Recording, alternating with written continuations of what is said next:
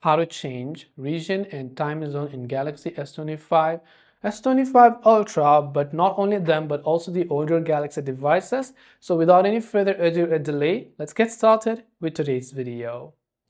Changing region and time on Galaxy S25 series is very simple. Open up Settings. To do so, scroll towards Settings and look for the option General Management and tap on it. Under General Management, you can see Date and Time. Tap on Date and Time.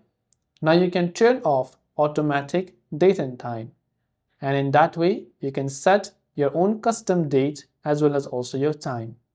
Setting automatic date and time will be accurate enough because it will pull the time from your internet and depending upon which time zone that you're in.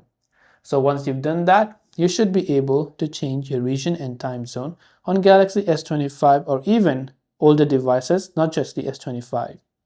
I hope the video helps you out. If you have any questions, feel free to leave them down below. Thanks for watching and see you in the next video.